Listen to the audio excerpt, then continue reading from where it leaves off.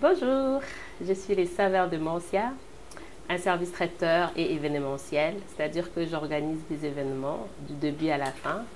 Donc, nous sommes actuellement à Kinshasa, République démocratique du Congo, pour vos fêtes, pour vos anniversaires, pour vos after-work, pour vos émissions, hein?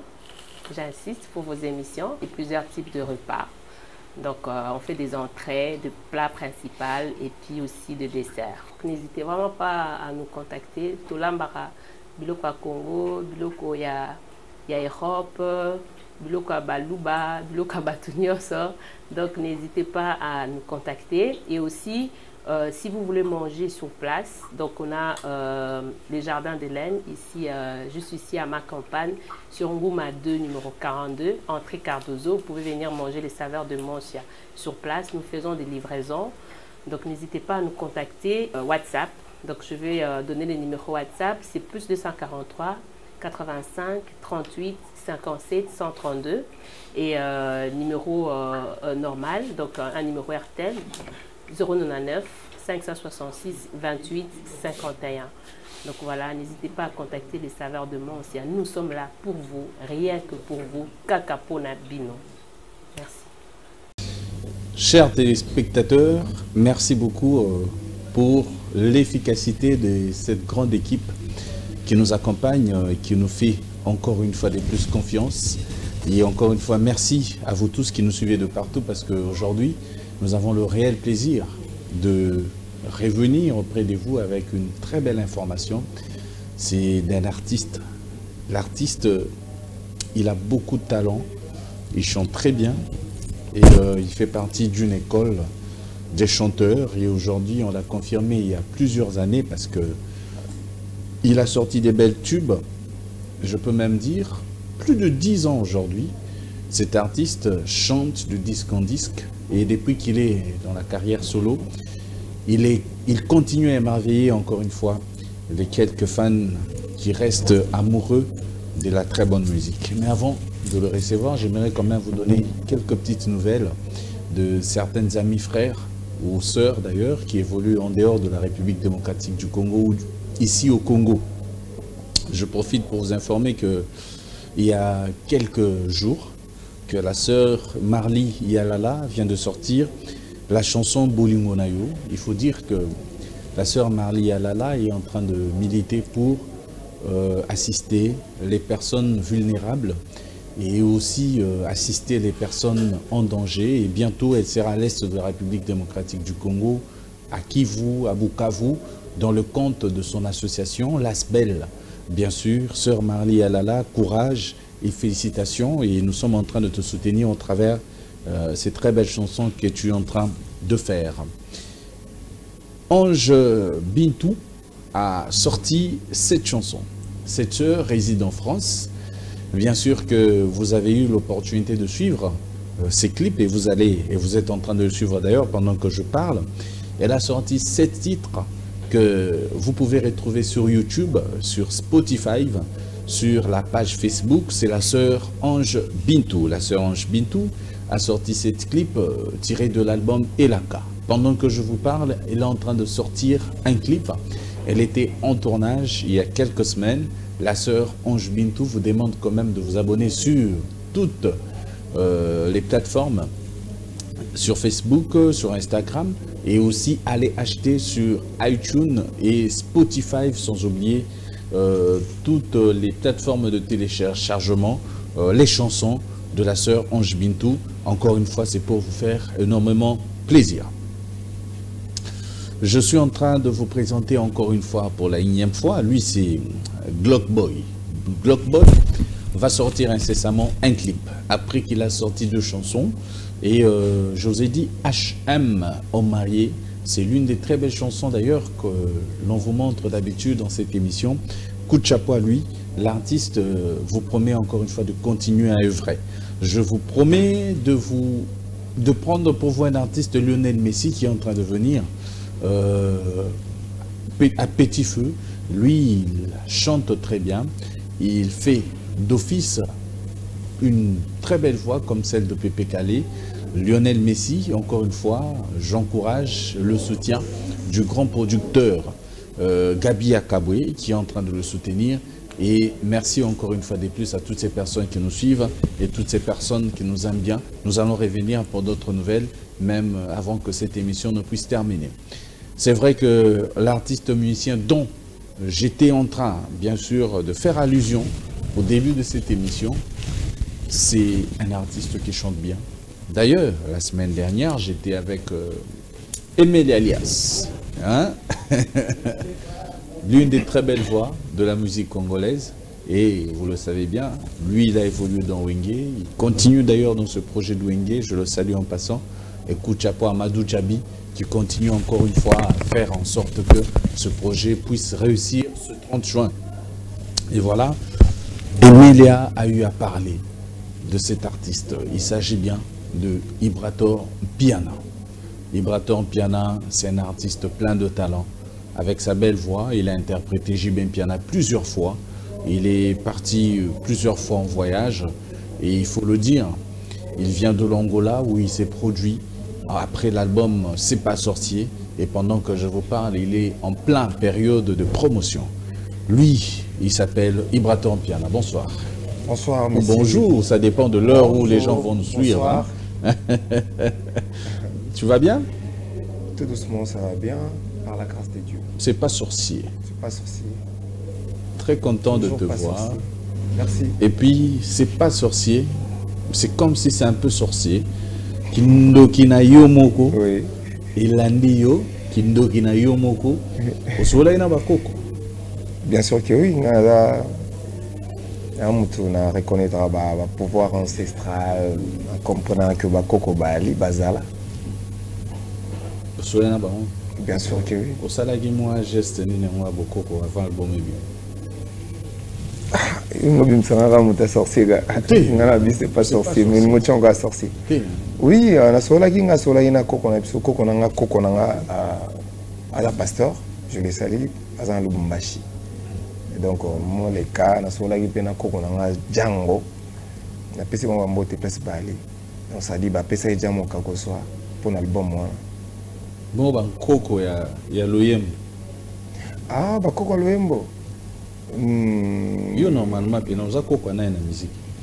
Bon, moi, le terme jargon musicaux, on peut pour échanger. Moi, c'est vraiment tendance à il y a une génération. Moi, est-ce qu'on est bon des générations? Parce qu'il y a une génération. Comme génération, bon. Parce que le jargon, ils ont tellement. Ils ont vraiment universalité. Ils ont un Moscou, tellement de propriété pour la musique. C'est la moitié. Bakoko, Banene, Bajene, moi, je n'aime pas. Utilisant la dire. Tu connais JB par exemple, JB en termes de musique, moi génération montée quand même la âge aussi. On revient un côté. Ah, t'as moquette.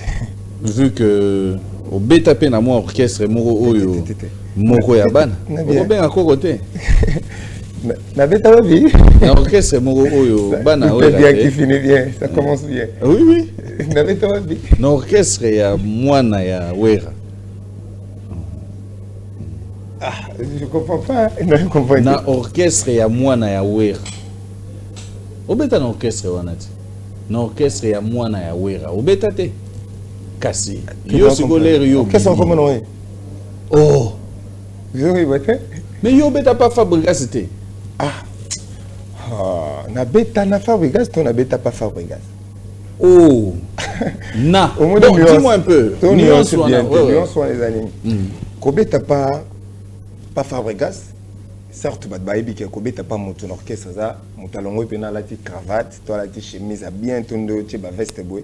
À qui comme ça là, coco. Bayambi, ba PC ba modalité, na ba règlement d'ordre. Oyo ya kuti à ça les prétextes. Mais ça na bateau yo, baza ba confondateur. OK. Bo lingiboul, bo saliboul. Mais cela n'empêche pas que Motumo a dirigé en haut, a présidé en haut. Quel que soit son âge. Quel que soit son âge, quel que soit son talent, bon, ndimi quand même que Nzambe a fait Sabino Moïse Mobokata. Et sauvé. Oyebi ke, au moins de éclaircir boy. En fait, on comprend pourquoi soit nana bateau. Dis-moi. Non, parce que va comprendre à côté. Oui. Au moins, ne expliquer les Nassiko. Na comprendre. Au fait, oui, tu vas éviter que nous appelions grand frère. Donc, moi, je suis frère de ma camarade. Donc, je me souviens de ça. Il y a le baranaïe. Ok, je suis.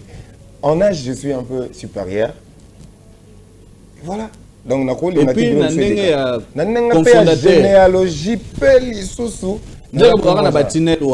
Oui. Mais oui, qui non, bon. Nalingi kolobela qui ancien témoin makamsuto les quatre collaborer nalingi souper ba émission pe souya ba ndenge mo boetia olobela ka bato. Non, en fait, moi je comprends seulement pourquoi les gens ne te comprennent pas. Oui, les gens sont confondus. Parce qu'au fait, dans ta tête, tu penses à autre chose et que les gens ont vu autre chose. Oui, bah tu vois quand tu es na yaka na kota na mouvement et pour nous sommes on a battu nous sommes recrutés ou quoi donc je suis pas recruté ngala parmi bato ba embina e featuring. OK. Il y a 7 sur 7 il y a les lombele jogo on appelle sur moto place aux ali. Les lombele. Ça dit moto aller ko intégrer groupe ba ça a été en premier ba PC maman featuring. Oui. Et ça peine écrit ba Amazon de yebi ke jomo boye to ba Fnac ba Saba me yebi ke jomo boyemba les lombele. En fit avec Fabregas. OK. C'est Vibrator. Déjà à l'époque. Déjà jadis. Voilà. Après na longwe non na longwe na continua. On continue carrière. Ils ont le roi chenille comme une papillon. OK. Donc on continue à gagner la métamorphose une carrière ngai pour moi dans mes propres ailes. OK. Est-ce qu'on va cantaner c'est na oti awa bazo kinga na longwe. Non, on a compris ce go. Raison pour laquelle nous avons monté Liboso on a signé un titre un album il y a groupe. Oui, chose est ça la matin. Merci Limousine. pour ça. Oui, merci pour ça pour les penalty. Oui. Oui, ça là que vous avez moi ouverture. Exactement. Et ça rappelle bien. Donc, et puis on rappelle avoir vocal hors du commun. Ouais. Oui. Et puis tu avais beaucoup de vocales. Bon, c'est vrai que tu chantes très bien. Merci. Bavoko Zagi pe naboye et puis na moi assumer qui chef PP ça moi privilège belé. Oui. Moi j'étais chef d'orchestre. Batu bakani. Moi quand doit ba soigner là autrement. Ça dit na quatre musique président c'est à la raté. Ils ont rendu chef d'orchestre.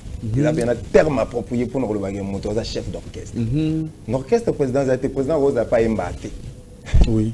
A Rosa Jomo Boende vient de ce feu Sony et Cheo Moazala. Déjà président. A cha mbongo na to patron. Oui. Mais la musique terme approprié pour nous bien moto chef et là chef d'orchestre. Oui. Parce qu'on a chef d'orchestre. Au moins il y a la moindre penza. Oui. Voilà. Ah mais félicitations. J'aime beaucoup ta voix. Je ne suis pas le seul. Merci. Il y a beaucoup de gens qui aiment ta voix. Et tu as émerveillé les gens, surtout épaté les gens par le fait d'interpréter JB Oyo. Biso Awatoloba Mingi. Donc voilà, il y a Songi à l'Ikolo, mais yo, ndenge babenga ba deuxième, on a évité sur les termes musicaux. On va jargon na na boya aussi là pour Awatoloba on aime soumettre ko émission est tellement universelle. Oui. Que ce qu'on dit le moment va tout deuxième voix, à comprendre bien. Je comprends bien on est. Net ya l'Ikolo on a bien on est.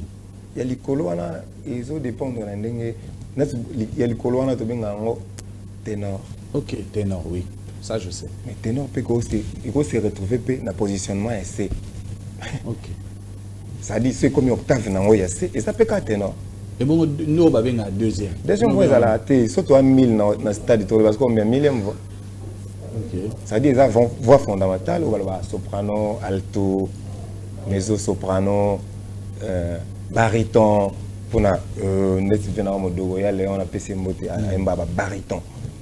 Surtout que balikolo kuna to comme ça ce ko ba on a eu pesa côté merci. Mais il y a un côté que na lo baké.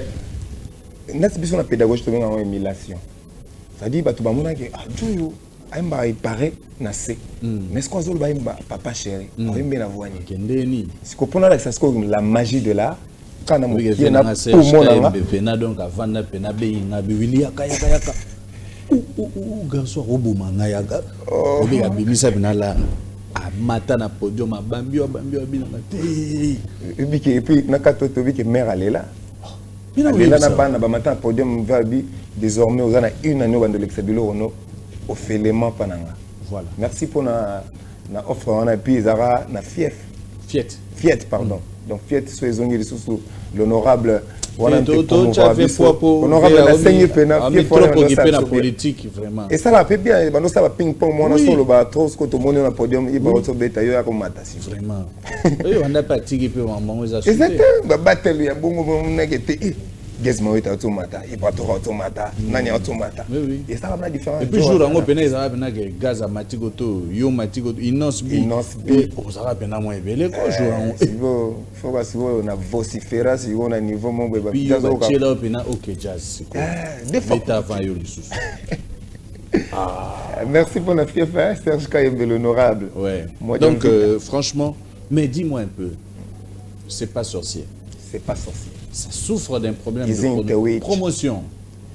Oui, Nazalaki, je dirais même 3 ans environ, avant l'album, l'album on a été très concentré. Et nous avons noté que pour moi, on a à la va-vite. Pour moi, on a continué les arts perpétuels. Pour continuer, on a des volumes. C'est-à-dire qu'on continue, on a 3 mois, il y a les boss, 3 premiers mois. Batu bayo kanga natika pe arekoule na mitema batu nakindaki Luanda na sa ba clip na chana JBC na pona ba no sasko tournée médiatique pona ndo solo là eza souffrance ya promoter mais eza qui stratégie médiatique comme surtout qui en place na ba etia moto et pour ne pas au moins les lo ba émission comme ozo sa promo à peine disque autobima à peine ole kana ba promo ba ba c'est le contre promo ne sachant pas que la question bando tuno na ba premier mois na et comme mo pe na moi yeka siko ye talakuta après mon ba zapper pe na zapping. Oui. J'avais voulu que on a Alexandre ba clip des premiers mois ils avaient dit beauté moi te comprendre d'esprit avec si moi na bimise le si moi na ya donc moi on est que zela tezo zela te ya le bon mot to kola na ngo ça dit to couler na ngo ba nzembo za na ba docteur Jeff na no bimité j'ai dit le teta don de Dieu. Don de Dieu. Voilà. Banzimbo de belé ya boss à bed assure ba mbela rena ba rumba trap ba mbela rena ba 2.0 mais ngas qu'on a qui on a rumba pure dans les alates à bed assure les boss King Slova envoyer le message. Très bien. C'est vrai sur na bando continuer ga ngana to mona taille au kende mbang biso mo ikena mwamba to sana bande ko na biso ça vraiment mbosala batwana te to na mwa mituna moi supporter te déjà kutu bande ko na ngai moko bazali aba bisinga babi ngana kola na linga suma mbote so tali pena bien wa joa za akoma maturité te yo suka pembe bimakala. Merci beaucoup. Donc Nandenga mabete ba bisinga babi mais Imbrato ebi plusieurs fois to kenda rep na ye to kenda makam na ye so cheka caméra bo les gars ba TVT ngabi ya solo wana kozwa za kapasi ya boya rane ba caméra bani tout ça omoni ngeza na le premier peut venir déjà ngala koloba boy média et comme bozo aider biso et souster. Ça dit qu'un micro, excusez-moi, on a généralisé. Et comme micro, quand on va attendre, parce que le Kamotali Boma et orchestre, na même micro. Au lieu de artiste net, le Kamotali Boma et Amsou net, les dog naï. Tout n'est sur la question sur comment. Or que tout ça a une émission sans que tout le combat monte et l'équipe est bien. Après, la mission va y battre, biso la mission va y battre que tout ça va contre-promotion na biso moko. Après, sur la média, pour critiquer, on a fait, il y a bon. Or que j'avais vite compris que on a la salle dans le disque, dans la salle disque. Dans la salle disque, on a une décision sur les cas TV où est important pour nous. Et puis on a l'effort que tu critiques la question et puis tu briefes avant l'émission. Et c'est bien que les musiciens, tous en ont comme profession de ça là. Et bah émission ba prifango. Alors tous à la paix briefé alors tous les canaba plateau aller ba toutes nos questions moi après qu'on répondre en après bomi PM sous promo. C'est ce que j'avais évité pour l'album nanga les bosso ba ben c'est pas sorcier. Les logos vont consommer modérativement, mais ils vont comprendre que ils appellent l'album ou trop cola. Tant que masse tabazo, chasu molende tenarumba, ngana chasko molende narumba. Très bien. Ok. Nous avons le premier intervenant. Vous allez vous présenter et puis poser la question. Bonsoir, vrai. Bonsoir. Bonsoir, Ibrator contre-maître. Bonsoir. Vous êtes venu? Oui, bien sûr. Ok. Moi, c'est Don Didier Moussoumou, les métiers noirs de la presse congolaise. Merci, Don Didier. Merci beaucoup. Contre-maître, il y a deux petites questions. Ma première question est celle-ci. Pourquoi les choix d'évoluer auprès du papa chéri J.B. Mpiana? C'est pendant que il y a un Aden, il y a Ranson, au bénéficia et pas Fabregas. Ok. Pour un peu rectifier, Nazo évolué Pemeni à papa chéri. Sauf que je le prends comme un mentor. Nazo est un mentor nanga. Et puis, arbre yanzete ya wenge. Batonde ba comprendra te pour ni na salara hommage dès son vivant. C'est-à-dire na monara mon nene ya wenge. Dieu voulant, Zamba sali que les lois va comprendre que wenge fait ça la soupe ensemblement nango ça la soupe boum wana ba ça la biso. Ngala mona ki mutja na terme na bongo. Papa Cheraza moto ba ndo cha msusu héros. Ya ba ndo cha peut-être le devant. Ngasko na mona ki na komisa wenge ndeni nazo ta moko na bango. Na koko zo pe papa na biso we ensemble. Papa va exaucer. Na chie pas en premier mais na na okobota mwana. Mon père c'est ba kombo ba papa leki nyoso te atolinga ba papa leki nyoso. Ozoka papa leki moko pesi. C'est-à-dire nazo ika kombo moko pona illustrer mon na wenge. La sans soin. Ma deuxième question c'est celle-ci. Et outil est pas Jessie Ndala Lubo. Gare au fait à Salarana Gare Express. À tout le monde à Ibisayo. Contre-maître. Dis-nous un peu. Au Salagi Kanyak, les gens ont compris.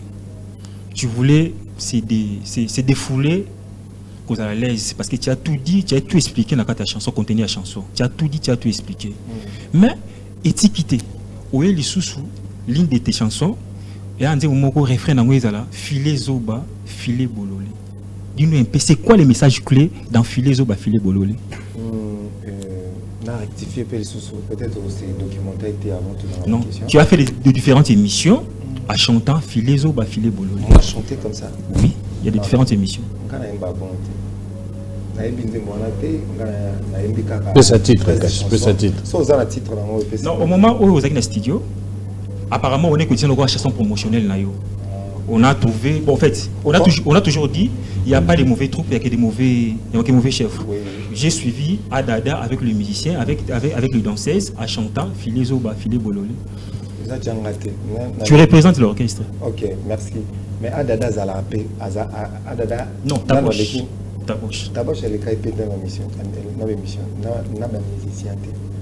Peut-être au Lobama Mandela, au Yokai Kaka, dans un Zemboni, il y a le babon. Merci beaucoup. Très bien. Je salue mon vrai. Il y a personne sur le billet Kanyaka. Kanyaka, peut-être vous comprenez qu'ils ont bien été. C'est la chanson.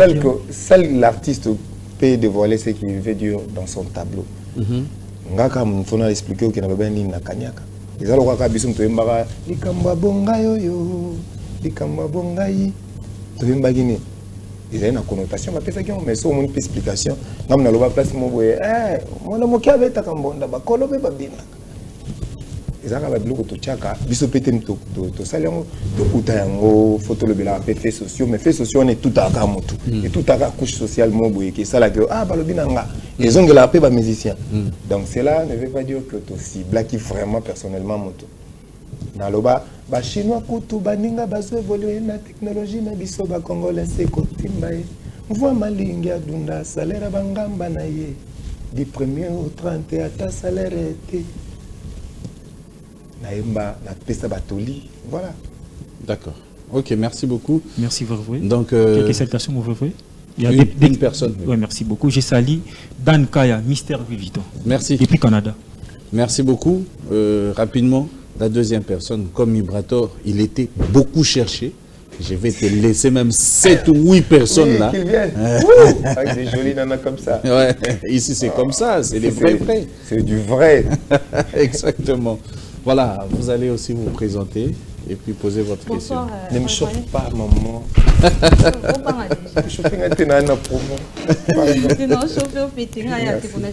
Merci beaucoup. Moi, c'est Mélan Louzeïdio. Merci, Bella. En fait, question d'Angezaboué. Pourquoi bien encore y aller? On s'inspire dans le Dogoto. Y aller, oui. Ils ont bon moutano, bien un bon c'est Fabregas. En dormant dans la bâtisse qui a y aller. Mais il y a là plus ils sont qui tournent ma casse. Quoi les gars? Les gars? Où y a les qui? Ah, elle a les gars. Elle est qui? Il y a ça déjà. Il y a les mon vieux. Mon dieu barambo. Son embelo abarambo bossa na yale. Kasi yemba mo barambo ate. Ma belle eutina yo o ngale kyale tranché. Faut eutina yo o yo holo baki nanga keyoko. Ça va? D'accord, merci beaucoup. Merci, et voilà, te profiter d'ailleurs pour te dédier moment où yo. Non, on a pas riche. Ailleurs, tout n'a pas été. Olivier Pté, il est toujours dans l'ombre. Dans l'ombre, toujours. L'autre personne vient, mais je profite aussi pour remercier la grande équipe, l'efficacité même. Merci beaucoup à Thierry, merci beaucoup à Guélo et Popo, merci beaucoup à mon directeur, Papi Boabouy, à Naché Bassalam Ebele, à Moutounanga. Merci beaucoup à Madame Rita Bitota. Donc, merci beaucoup. Surtout à celui qu'on appelle le directeur, Jacques Kaboy. Merci beaucoup. Surtout à notre ambassadeur, Michel Kaboy. Donc, beaucoup de surprises nous attendent durant l'an 2023. Nous serons avec toi. En tout cas, oui, comme on a dit. Ouais, Michel Kaboy. Ouais. Toujours. Toujours. Voilà, vous vous présentez. Bonsoir. Bonsoir. Bonsoir Ibrato. Bonjour mon frère. Bonsoir. Komborangai Cédric Mbenza, New Jack. Cédric Mbenza. Oui, question dans tout le monde rapidement. Et où tu peux et pas papa chef Talamote, as un ingénieur à pétrole Kuna. Abibo Ebani. Ah ok. Nenge Zalaka, Batunyo Soube Barabisika la Bamba Outi. Mais les lots, tous peut-être USICO Outi, Moutu Oyo, Nanzelo Zala. Donc, comme on a dit, côté Barankin, côté Baza contré, et Bana Nyonso, Baza na souci à Sika Outi. Est-ce que pas yo, tout le monde est vraiment vie na yote. Ermo défendre, ermo l'opposition peut pas rater. Aux arabes pour ou contre, na ba bilo moussou ba déconnara. Prenez l'exemple comme Fabregas. Alors, la problème, soit X, Y, tout ça. Et mais quand même, nous avons des problèmes, nous avons Kati, mais quand même, ceux qui sont vivants, donc à côté de problème, quand même, moi, support. Mais tout le monde a polémique. Tout le monde a polémique sur le terrain, tout ça. Non, par rapport à la polémique. Je dirais, on a un problème, surtout un problème à gérer. On va faire, mais on est sous un accident. Il faut gérer nos clavicules. On a un problème avec toi. J'avais tout prédit. J'avais tout prédit. Après moi, vous aurez des Jean-Baptiste. Merci beaucoup. Pour toi aussi, quels sont les bons moments dans la carrière? Un bon moment dans la carrière. Et c'est l'idée, ça n'est pas comme vieux mot. Déjà, marqué. Moi, ça me semble comme à l'âge jeune, moi, ça n'est pas tout. Ah, ok. Mais c'est coquille, mais ça n'est sauté. Donc, je dirais, bon moment, on va continuer au Pessanga. Bon moment, toujours, où il y a ma casse. Dans la mission, mon bazar sans complexe. Ok. Pour venir, que bazar complexe, il y a le moment. Quel que soit le moment où passer na bango, quelle que soit la période où passer na bango, il y a un des sélectionneurs. Merci beaucoup. Donc ça dit, il y a un moment fort il y a carrière. Un moment fort il y a carrière dans les alliés. C'est belé. C'est belé. Et ça, jour mon boy, na kini na bimana na $10,000 na poche na concert. Na Kinshasa.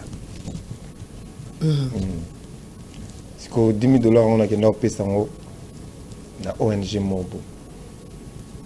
Merci beaucoup. ONG wana. Juste par rapport à Ngonga. Non, non, loba non. Il y a une question bien. Loba. Non, j'accorde. Ouais, donc, il y a une ONG Mobo. Ils ont un sens. Félicitations. Ils ont une période où il y a ma casse, il y a Covid. Tantôt qu'il nous a badon. Il y a sous place Mobo na ma tête. Il y a tapé orphelin. Tu as un tinalage, na taboche le parc, ma poula. Tu as un petit badon. Ba moment là, tant que souffrir na ozala na moins loko ya pesa bango. Et ça la médecine. Donc un moment fort dans la musique et ça les singa makambo tondo mona ba Michael ba ça na Somalie nga ça en miniature. Voilà, un moment fort dans la. Merci beaucoup. Il faut continuer pour le digital Congo. Faut que ça merci na ba digital Congo pour vraiment. Moi balanda biso na Kimpese. Ya uti Kimpese.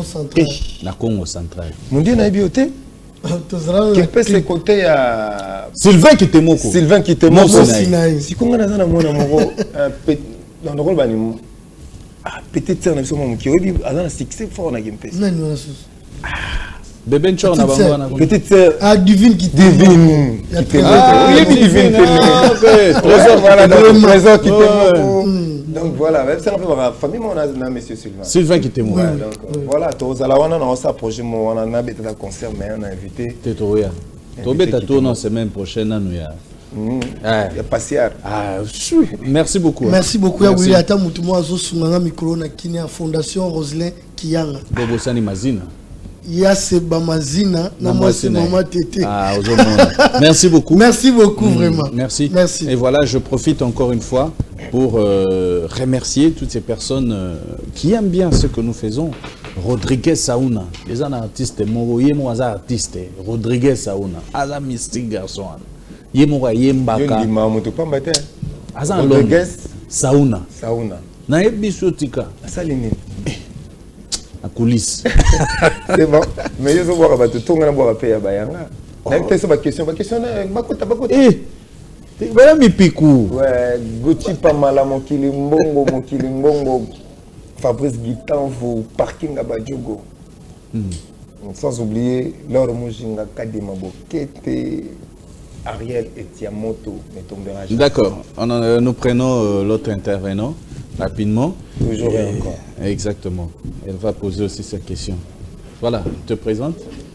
Bonsoir frère. Bonsoir. Bonsoir Ibrator. Bonsoir ma soeur. Moi c'est Dorciana Bofenda. Dorciana. Tu dors pas Dorciana? Pardon? Tu dors pas? Ah je dors. Ibrator, question na mes aboué. Nzembo na yo bobeta na frappe gas limousine. O bobeta yo mtoko mango na kati ya nzembo wana olobaki musicien ayoki la ramatolo sonité. Est-ce que c'est vrai musicien ayoki la ramatolo sonité pour lelo ba musicien ba mo déborder ba mo beta matolo tina ba boîte ba terrasse ba bar. Est-ce que ça vrai makambo yo lobana? Ah vrai na sens qu'est-ce que ça bien? Ah OK. Et ça bien. Pour moni likamba kotuba moninga tonga na mosisa zali na ye malade te yo nzembo eza ya bavine so kala c'est-à-dire ba yimba de ke tonga on eza sereng so ba beto do sereng feza la kana musique donc eza makambo mais est-ce qu'il faut ko embellir on na moi politesse ko embellir on na moi boyebi ke moto azanga ka akokoza nango lelo lobi azangi yango so comme il y a ba dérangement de bolimbisa biso kasi tozaka pe bat pour ebele babi ke ba musicien baza bato matolo trop bango nde bazana donc ba vivre aka na matolo bato mutu ba pesa bango bino bo progresser bango ba otikala sim. Non ndimité ezande ka ke ba mayele mususu pe comme na musique que ça la que mutakoza sengi matongeli on pelo ko emona na miso bato exact que to yaka ka ko senga non. Merci beaucoup. Ngana nasenga na penzete. Ya ora kamwete, on défendre ba tolère. Et puis nga batina na yemba bongo. Batinda yo. La comprenez que na senga ya leo senga kate. Oh, batina on. Dis-moi un peu, explique-moi. Après, qu'est-ce qui s'est passé? Accident, hein? C'était après concert. Autant mais la moins l'eau. C'est là où on a des questions. Autant mais la moins l'eau. Dieu fait grâce que comme on a sous les lots. merci na papa. Gloire à Dieu. Naroza un grand tena bola mo nzambe. To so la ka boy mais okoko yo ka pe mutuno pe peut-être à en bonne santé. Oui. Donc nzamba ça pena miracle. Il a pena miraculeux au ngana monaka. Na melagité ba na melara penza pété. Na utaki hommage à Papa Wemba. OK. Na matonge. Ndé via le bara akufa jour à scène. Ngana zala accidenté jour na zo sala hommage na. Na kita na podium. Nazo kindeme accident va préparer en côté la souhaiter en pété et ça que tout ça accident na baé tout ça na kati à l'occurrence ma chanteuse na moko Ludovic Dieu grand ça que azongi pe en bonne santé malgré sa convalescence tout ça qui belé na ba mettre dans la sécurité na cré de molema na nzamba ça que Tobika donc na beta détonant très bien et puis ba airbag nous sebima ba tout ce qu'on va zelagi ba mon apena que ndenge rumeur eloba ba mon ngo pena en vibre mais le roi mona esko teke na sali ndenge rumeur elobi ba aider nga pété oh là et puis ba master belé pe ba musique na ba landeli nga pété merci pour la rien merci na depuis Pombanios a tchenga pendant 2 semaines dans statut na pour nous réconforter bien que tout le monde n'a été boy à parier même na vie na chaque Congo à souhaiter ngate doya za ozela ndo kufa chaque yo esina yebisa ki yo zela ka bato ba kufa ndo benanga ona na fikina wa pa na dej na lance appel moko na bi c'est pas bien beau tcha biso là ba en bruit moko ebelé et comme to comme na ba kamobo ibrator pa yete pour na ba rancune moko ezali causé pour na plateau mobo ouais to risquer to comme na mamane belé je déplore cette mauvaise habitude. Donc, un accident, donc musicien bengoté. Na ba epena ba master msuto kola na bango et na ba tupena msuto na bango bien. Msupo ki atuno pa moto. Atuna tabashinde. Na benga ki merci na ba journaliste BLP ba bengete. Mais ba benga interview. Oh, merci na mboko na biso ndezo kende bon. Do ba benga ki te.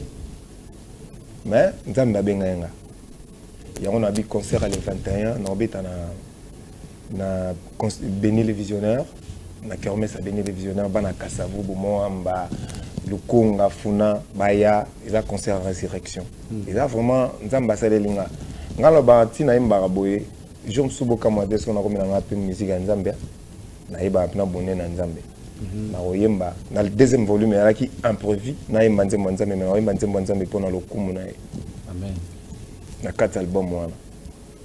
Très bien, nous prenons une autre question rapidement. Merci beaucoup Olivier Parisha comme patron moi na balar na e ata mona barange comprenant range le wali kambo voilà te présente. Bonjour Willy. Bonjour. Bonjour Breton Pierre. Bonjour mon frère. Merci à Willy Kayo. Breton sentir ah namoni netinga na mimoni olinganga ya namoni babilo na mamogo Breton Piana. oui Question na ngai bosuza kombo Breton Piana on t'a peso kombo nzara papa chéri to ba fanatique na on doit peso kombo wana kombo wana eza kombo te eza babinga oni eza slogan eza slogan te pardon eza sobriquet eza surnom nazwango muta vandisi yango po nayoka ona litoyi pour une première eza Karine Mokonzi na pesi mbote place ali azali ne kuna ba mikili sérieux on azobenga batu ba piana azobenga ba kombo mususu voilà na kombo wana. Merci. Deuxième question ça pourquoi au pesa bina filé kombo ya grand P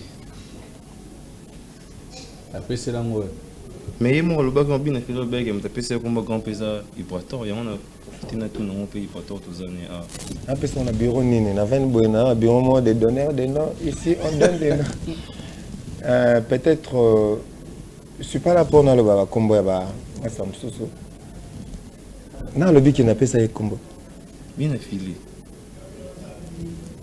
bien affilé pesa kombo te merci Breton ya vous pesa raba mbote na pesa mbote na Diams Camille Cristiano pourquoi pas na Benjamin Bokoso voilà nangai merci merci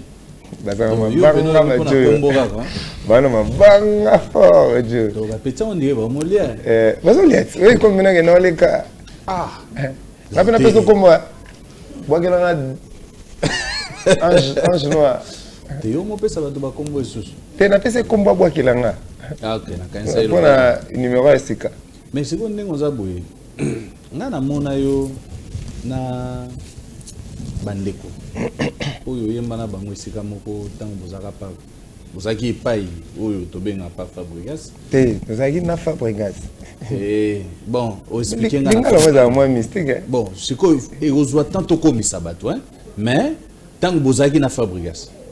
Ah ok. Tango bwako yemba te. Namoni ebele ba opeso respect neti nga mo personnellement namona yo na Materazi, namona yo na bon. Moi ba misusu kandenge zala, j'ai vu les gens te respectent beaucoup. Yo moko en tant que ngai na dinga mingi. Mutu moko ayebisanga lobi, moi je prends Ibrator comme le doyen. Na bisiko yo tango ba oyemba. Na émission na Fabregas habité. Ye na mona ke le roi doyen. Aza mutu moko rovanda tango famille eza alikam. Aloba. Ba mona ko mingi na ba polémique te. Qui est Ibrator à Fingi, Ibrator à Chrétien, banini tout ça. Par rapport à moi charge mutu wana zo expliquer nga pe na obe na comme c'est longo. Toi-même t'en dis quoi? Sauf famille eza alikam. Na lobi boy. Ibrator. Ndenge bo alaki liboso. Biso na bana. Fabregas. Zela te. Zela na bandela esusu so comprendre bien te. Botangi to émission nga. Teza poème te. Aza mututi. To comme yepe bakotanga yo bisika ya za teza poème te. Nazongeli susu. Tango bozala ki elongo. Ngai nde nakuta ye na mutu azo expliquer nga. Image na yo po na ye. Eza ya muto yo. Aza doyen, ça veut dire muto yo à cause d'un réunisseur. Ça veut dire que tout oyo ndenge bozalaki ensemble na ba Fabregas. Ce qui ndenge orchestre ezasu et panzana la plupart ba longwa. Toi-même t'en dis quoi par rapport à image oyo ba pesa yo. Wana kika mbangu na mukusa. Oui, Henri Cochet na lo baboye. Na za penza doyen pe. Ndenge frère na biso na kaniselinga. Na za pena doyen. OK, so likambo komi et na go sala pe mwelo. C'est très bien. Déjà. Au salon déjà? Oui, nakutana na Materazi, nakutana na Bouchou, bébé Bouchou, na PC Mbote. Parce que tout ira bien. OK. Parce que tout 10 match. Voilà. Na akanti mabeta akanti bien. OK. Mais démarche il faut continuer en gros. Parce que il faut soit kana bango. Na problème. Soli comme problème est dans. Fait sola kana bango nyos tout bien. Il y a un habit. Ce qui est problème de bango nyoso et ça la madame mingi parce que imagine yo. Merci. L'air moutongo ebisinga. Je me suis retrouvé dans Malobanae. Je me suis dit na oye biso ngope. Ce possibilité zali okute na bandeko. Pour sololi, au sangisi, ce pays au banda ko benga, au bengi. Pour na likambo. Non, mais un petit bonjour. Est-ce qu'il faut aller là Moni Materazi, to sola là bango presque. Mais oui, au tangelika bawana par exemple, tu peux appeler aussi. Pour ne citer que c'est là, non. Tu peux glisser un petit message pour par exemple, Fabrice, c'est ton frère. Au Botswana Nekala. Ok. Bunafile, par exemple. Botswana Nekala. C'est pas sorcier. Oui. C'est pas sorcier. Oui, exactement. Botswana Nekala. Un petit message. Ah, non. En tant que réunisseur. Oui, oui. En tant que doyen. Mais c'est beau. Ils ont un rappel important. Ce qui va faire comprendre que Bazo reconnaître en termes de réunisseur. Peut-être que bongo. Mais oui, que mususu ezalaka acte soki bandi acte et puis neti yo moko bandi pena un jour sukoli pena lati pena ok pena répétition to concert na bandi oui na manoli concert ya moko na soniki oui ça peut imiter pourquoi dans notre musique on peut pas faire ça alors que ngana otota dernièrement Janet Jackson na P.Diddy. On a besoin de nombre, on a besoin de insister. Mais en tant que réunisseur, on a mis nombre. Ça veut dire tous. Nalobi, yo tangi moi batut. Mais c'est pas tous. Je me dis pourquoi pas aussi avec d'autres. Oui, c'est pas sorcier. Ça veut dire? Ah, merci beaucoup, vraiment. Merci Néoni. Na Sonika. Non, Sonika. Osa nini? Na Sonika. Sonika, ça veut dire Adina Koma, na lingala bena ya bakanji. Ah, au Soneka. Même comme ça, au Keperep,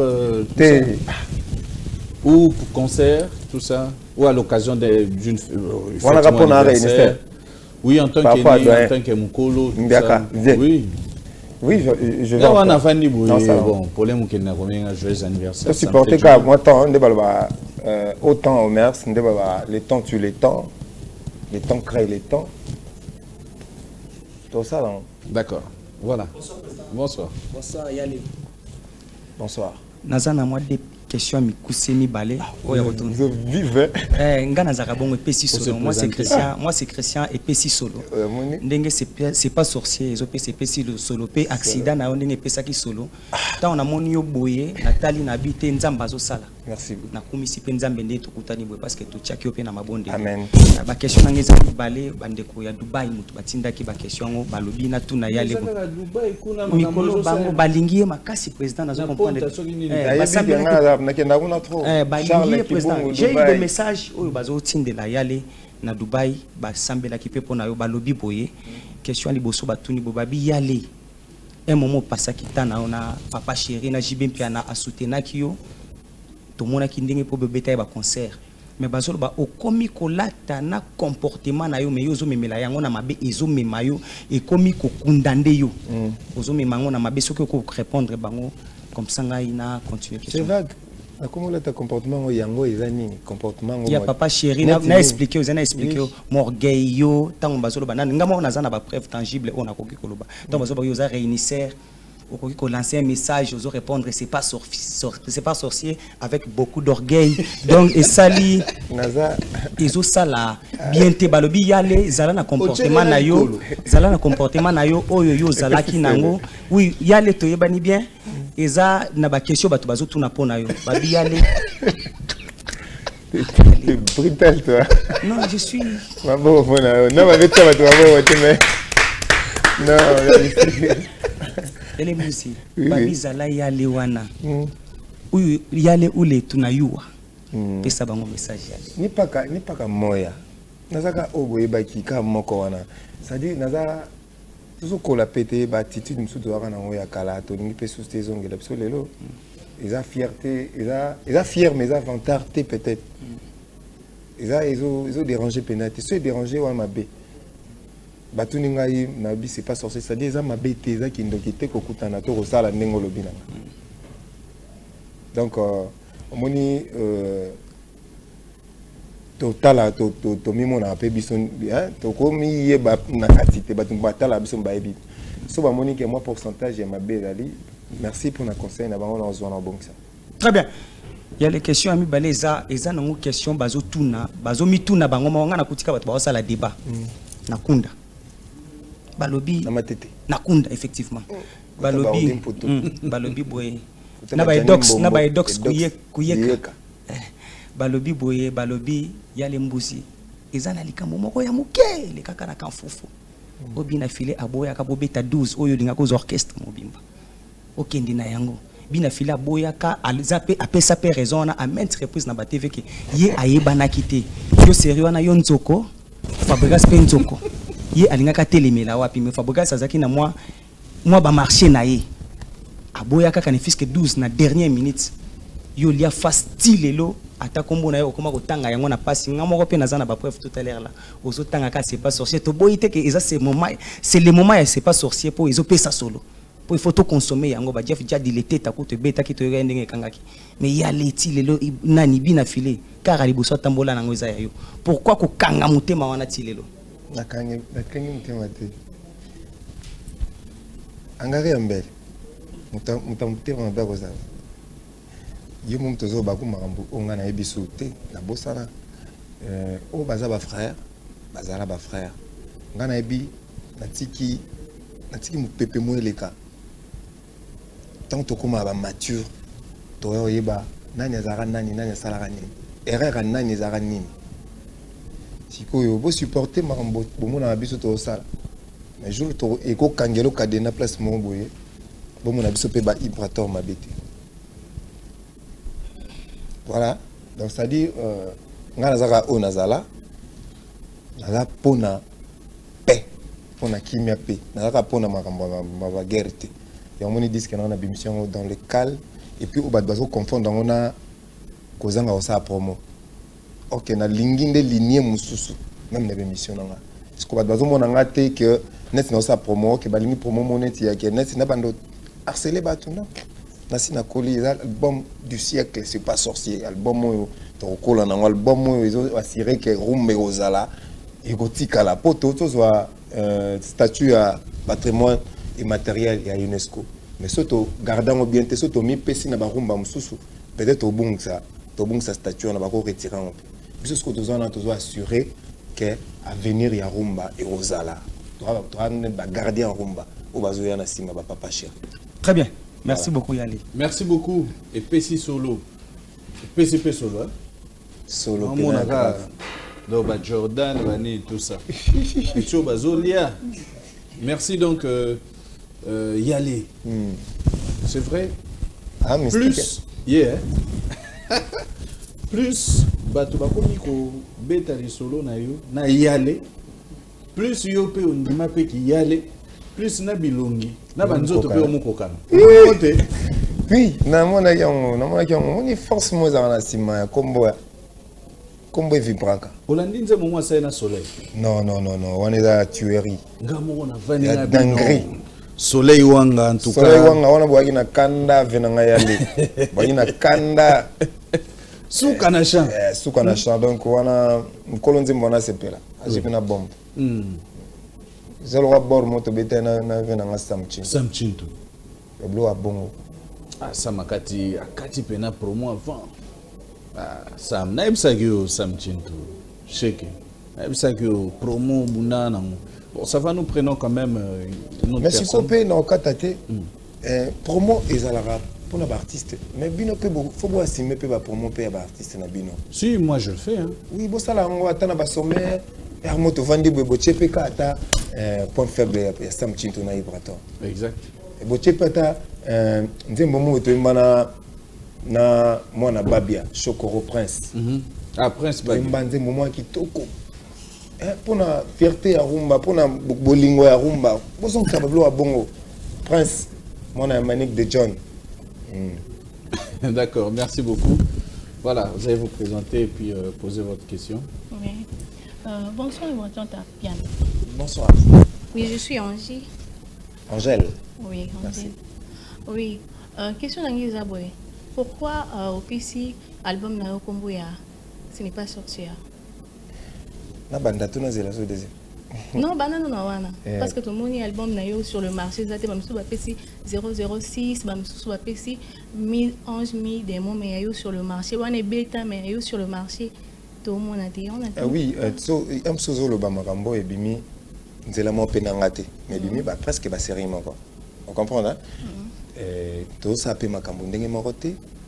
Tozo luka pe beat moko ndenge moroté. Moni ba tumso ba kanta succès ça oyo mutamoni ke koki déjà. Vous soit abîmé dans le pour aluka 1000 francs, 60 000 francs. C'est son succès.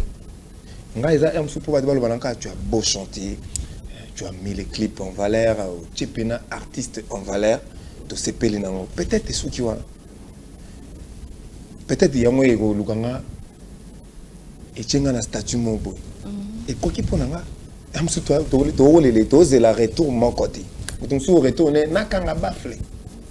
Mais mutumsu retourne et amsusu ba walonier lukaka e pour défendre rumba tozana rumba parade vous comprenez tozo luka makambo mon côté parce que mutumsu mona a luka jeep yo amso ngano ba couper parce que yazo quand ça lekio yaza na succès ngana luka boro vous comprenez hein? Merci. D'accord, merci beaucoup Yali. C'est vrai, tu viens de l'Angola, moi j'ai eu personnellement des échos. Ça me fait plaisir que Bato et Balanarayo et les gens qui t'aiment, comme on le dit, ils ont classe Mowa Bato, des responsables, des gens qui aiment aussi la bonne musique, surtout le succès qu'a connu jusqu'aujourd'hui, ça je te le dis, dans des dieux. Cette chanson, le Tilelo, Naba Fête, et Yokamaka, et Betamaka, et Kendara Nengewana. On te voit beaucoup plus venir Nabilogo ya Joski Kambukuta, Avie Nabiso, comment dire, Ndombe Opetum, tout ça. Balassa Carlito. Balassa Carlito. Quand est-ce que tu pourras nous organiser une soirée vraiment, mon soirée VIP on a pena oyo, toye pena tusukoli. Yo kotinde na makanisi nanga. Oui, au côté de ma cantine, dans un concert, moi, un peu autorisé, vas-y. Trouvé dans un champagne bar. Oui. Avec Delvis El Salsero. Oh, Soukanamout. Il y a une soirée rumba avec des cuivres. Il y a une harmonica qui est à jour. Et il y a un champagne bar. Dans Zoya, d'ici fin du mois, il y a un projet. Ok. Je salue. Mais c'est John Mbou, bazana c'est un projet où prêtre Billy Bana c'est ma projet autour de la ville où il y a zobeta flamenco salsa ngana zo kota skuna rumba mais nazo lata et pour ngana moi polyvalent donc et vous allez vraiment riche en couleurs donc rumba ya bongo yozala concert à bongo yozala. Ah oui, d'accord. Nous prenons, c'est le dernier intervenant. Bonsoir, frère. Bonsoir. Bonsoir, Ibraton Piana. Bonsoir, mon frère. Moi, c'est Jérémy Eketebi Marcus. Artiste n'a vieux nion sur la musique à Congo. C'est qui les vieux ont inspiré la musique, ont inspiré la musique les plus, surtout côté Arumba? Oui, côté Arumba, je dirais Papa Cherubin Adam. Et Azaï monté, Azana, Venemso Jean Goubal. D'accord. Et Namodoga Barambo. Azabato Penza, Lito Inanga et Zala Bercé. Et son acquitté la génération, on a linga appelé Mirage, supersonique.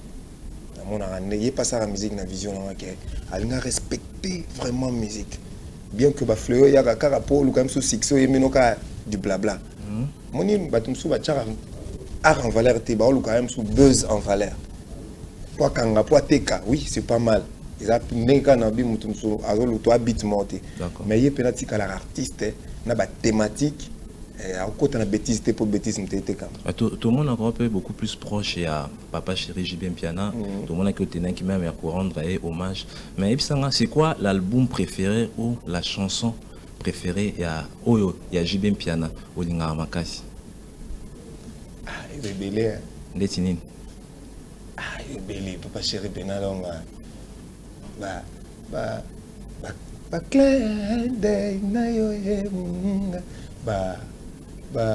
Oyo kisinga isoni ndengo boyi kondimela ngai na miso ya bato yo balobelaki bolingo solo.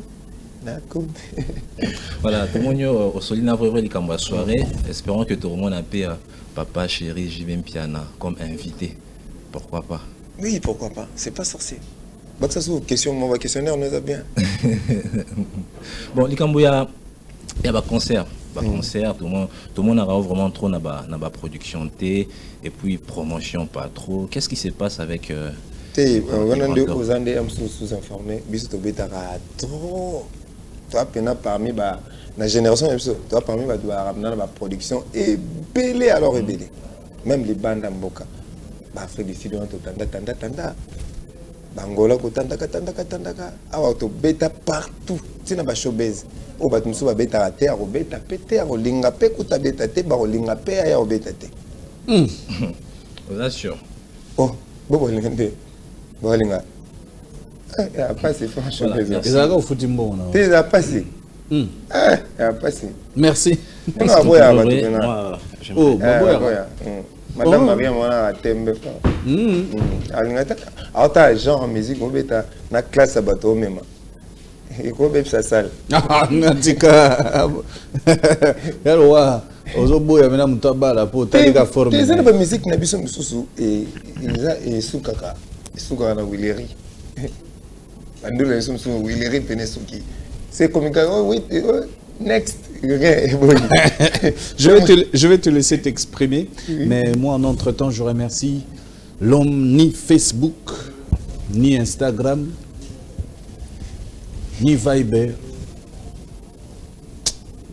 ni TikTok, le docteur Jeff Djadil était à don des dieux.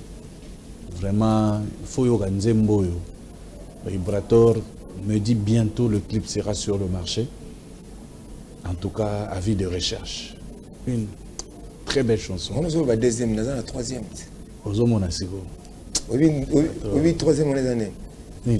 Tanga, Barchiv, Soya, Vatican, Jeff, Nil Paro, Komona, Keye, soit Koufana, Poison, Gota, na Soussalia, Motemaranga, Jeff, Fuyena, Barchiv, Jamon, Komona, Kenalinga, yo, n'intérêt, Jeff,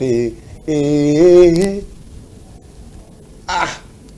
Soki moningu malibu monene kozala preseta ko diagnostiquer kazana zemi peut-être ameli tabana yo ya libala et Jeff a compris que kosekananga eza ya moto akoya kina velo. Merci. Je profite pour remercier lui on l'appelle le bâtonnier Koko Kao Dimisamo. Je te remercie parce que bientôt nous serons à Idiofa. Et je remercie rapidement le fils de mon père, maître Didier Mounangui. Merci à Yamomo Mongane, le grand homme d'affaires. Salutations à toi. Merci à Patrick Chiro, Daniel Chiro, en direct des États-Unis. Rodriguez Sauna, en direct de London. Merci à toutes ces personnes qui nous aiment beaucoup.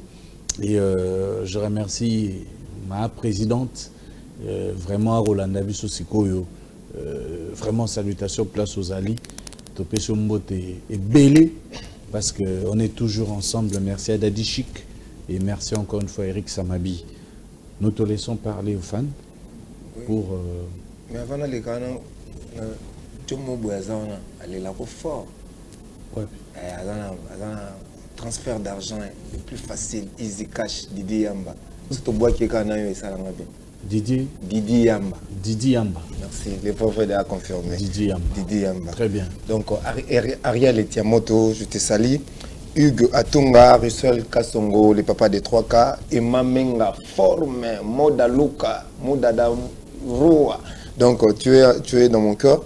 Et Alex Moulimbi, Yomo Yebi, bon séjour qu'on a dans la South. Et Guitan pour Fabrice, Parking à Badjogo, Napesu Wambote Belé, et Kadi Maboke, Taylor Mojinga, et Didi Yamba, je confirme, Ben Willy, Stone Moking, robinet monétaire, Bauma Bengosko plus oui monétaire, Mola monétaire, donc voilà. Et pour terminer, je dirais Weston et Chimvundu. Weston et Chimvundu, Bambote Belé, merci pour tout ce que tu fais pour nous, les contremaîtres. Donc, Tokutana le 21, il y a samedi Nabiso et le 21 juin, Tokutana béni les visionnaires. Et le 8, Napesibango, rendez-vous chez le boss Martin Lukusa, le DG boss Martin Lukusa. On a appelé sur toute invitation là. Nous Tokutana, on est là. Bon marché. Il y a un celle dans trekking à Kati, juste dans Remaboke. Donc, Tokutana, on a le 8 et au salon, c'est un grand plaisir. Tout festoyer ensemble et au salon, c'est un grand plaisir. Tout le monde, les boss Martin Lukusa. Et voilà, je termine par là. Alain Katanga. Bambote Belé pour Nayo. Voilà ce que j'avais à dire. Consommer l'album Nabango, c'est pas sorcier. Ils ont l'album qui continue dans notre rôle. Il y a un album qui est dans notre décennie. D'accord. Merci beaucoup à Claude Lukebakweno qui nous suit et je remercie. Blaise Mabele Pété. Oh, Blaise Sissa. Mabele Soukanamoto. Omar Kabongo. Merci à toi. Je remercie rapidement Nadar Joker depuis la Grèce. Et merci Nadar Joker, on a Pessi Mbote, Bobo Konde, père spirituel. D'accord, nous allons nous retrouver prochainement. Merci beaucoup pour ces très beaux temps et je remercie l'importateur Christian Silla. GK Protection, Gloire Kikita. Gloire Kikita. Ah, vraiment félicitations. Olivia Donaï, Antidouleur, Gaëtan Munga. Merci à toi, joyeux anniversaire Arlette Mayala. Oh, vraiment, n'habité Vandebo a fait un anniversaire chaque jour. N'habité bel homme au Kitawichi. Hein, joyeux anniversaire à toi. Joyeux anniversaire à maman D, maman Véronica, maman sociale. D'accord. Ok, merci beaucoup d'être passé sur ce plateau. En tout cas, plateau vrai, on a habité. Merci beaucoup. Quoi. Merci beaucoup à la grande équipe. Merci encore une fois de plus à Madame Rita Et merci encore une fois Papi Boabouille, le directeur. Merci beaucoup à Jacques Aboy. Merci à toutes ces personnes. Thierry, merci à toi. Merci encore une fois de plus à la grande équipe technique. Olivier Vandebo. Merci à Gaylor et Popo. Olivier Paricha. Kotaran équipe. Merci donc à toutes ces personnes qui nous ont suivis. Au revoir et à la prochaine. Bonjour, je suis les Saveurs de Mancia, un service traiteur et événementiel, c'est-à-dire que j'organise des événements du début à la fin.